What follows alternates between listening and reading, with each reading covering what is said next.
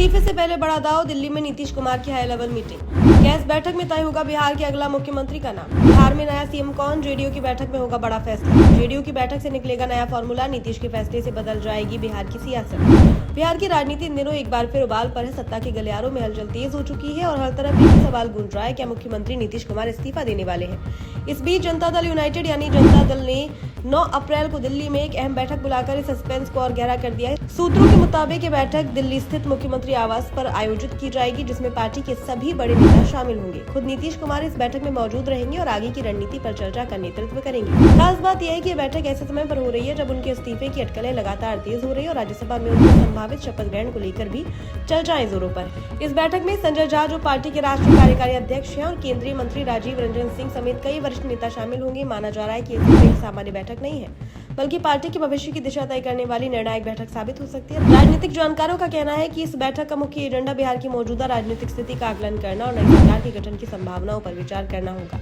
अगर नीतीश कुमार वाकई इस्तीफा देते हैं तो सबसे बड़ा सवाल यही होगा कि उनके बाद मुख्यमंत्री की कुर्सी किसे सौंपी जाएगी। यही वजह है कि 9 अप्रैल की बैठक बेहद महत्वपूर्ण मानी जा रही है। पार्टी के भीतर संभावित चेहरों को लेकर चर्चा तेज हो सकती है और ये भी तय किया जा सकता है कि आगे की रणनीति क्या होगी। क्या पार्टी किसी नए चेहरे पर दांव लगाएगी या फिर किसी अनुभवी नेता को जिम्मेदारी दी जाएगी?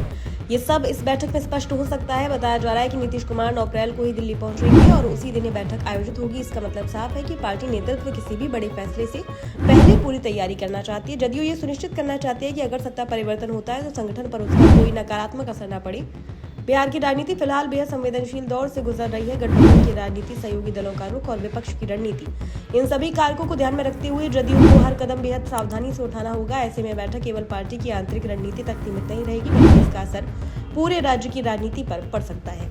राजनीतिक विश्लेषकों का यह मानना है कि बैठक जदयू के लिए टर्निंग पॉइंट साबित हो सकती है। अगर यहाँ कोई बड़ा फैसला लिया जाता है तो बिहार की सत्ता की तस्वीर पूरी तरह बदल सकती है, खासकर ऐसे समय में जब विपक्ष भी सक्रिय है और सत्ता परिवर्तन को लेकर लगातार हमलावर बना हुआ है। इसके अलावा ये बैठक संगठनात्मक मजबूती पर भी फोकस करेगी। पार्टी सुनिश्चित करना चाहती है कि चाहे जो भी राजनीतिक फैसला लिया जाए, जमीनी स्तर पर संगठन मजबूत बना रहे। यही कारण है कि वरिष्ठ नेताओं के साथ साथ संगठन के प्रमुख पदाधिकारियों को भी इस बैठक में शामिल किया जा रहा है। एक और अहम पहलू ये है कि इस बैठक के जरिए पार्टी के भीतर सामूहिक सहमति बनाने की कोशिश की जाएगी। जदयू नेतृत्व नहीं चाहता कि किसी भी बड़े फैसले को लेकर पार्टी के भीतर असहमति या असंतोष पैदा हो, इसलिए हर पहलू पर विस्तार से चर्चा की जाएगी और सभी नेताओं की राय ली जाएगी। अब सवाल यह है कि क्या ये बैठक वास्तव में किसी बड़े बदलाव का संकेत है? क्या नीतीश कुमार मुख्यमंत्री पद से इस्तीफा देकर नई भूमिका में नजर आएंगे और अगर ऐसा होता है तो बिहार की राजनीति किस दिशा में जाएगी?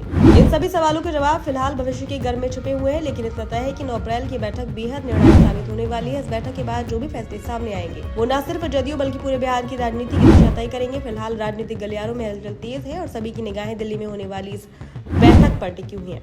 अब देखना ही होगा कि ये बैठक सिर्फ रणनीतिक चर्चा तक सीमित रहती है या फिर इससे बिहार की राजनीति में एक नया अध्याय शुरू होता है।